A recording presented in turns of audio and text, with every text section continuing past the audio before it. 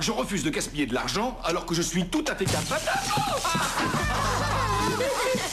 Après 7 saisons, Malcolm tire sa révérence dans un épisode qui réunit toute la famille à l'occasion de la remise des diplômes et une opportunité en or pour Malcolm de ne pas aller à la fac mais d'entrer dans une entreprise d'informatique auprès d'un gars qui, on va pas se mentir, transpire l'humilité. Comme le disait le Dalai Lama de façon si éloquente l'été dernier sur mon yacht.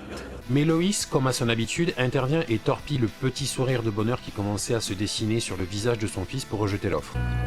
C'est bon, Malcolm, je sais que tu es très fâché. Tu ferais mieux de laisser sortir tout ce que tu as sur le cœur, qu'on en finisse.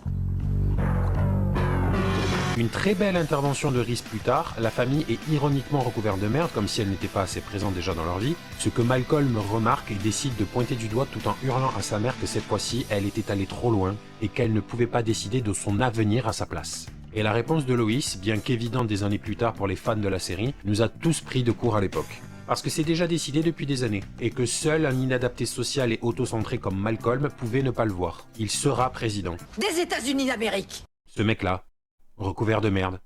Je me rappelle étant petit me demander si c'était une erreur de traduction, si président ne voulait pas dire juste PDG d'une entreprise, le fameux CEO par exemple, mais non.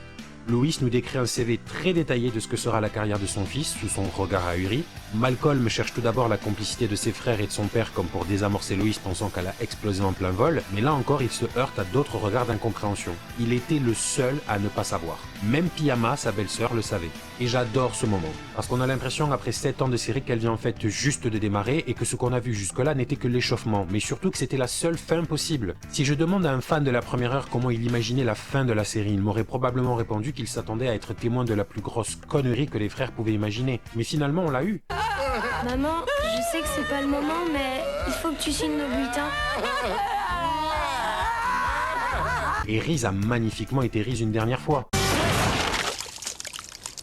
Donc une fois ces histoires mises de côté, la série décide au lieu de partir dans un fracas tonitruant, de nous dire que oui, ça avait un but, et que ce but c'était l'éducation. Je sais qu'aujourd'hui encore beaucoup de fans souhaitent son retour ou un film, et je ne peux pas leur en vouloir. Mais encore une fois, pourquoi faire? Vous savez ce qu'il s'est passé ensuite. Vous savez que Loïs et Hal ont élevé Dewey, Jamie et le petit dernier. Que Dewey sera riche sans effort. Que Francis sera toujours en conflit avec sa mère pour rien. Que Reese gâchera toujours son talent pour en faire le moins possible.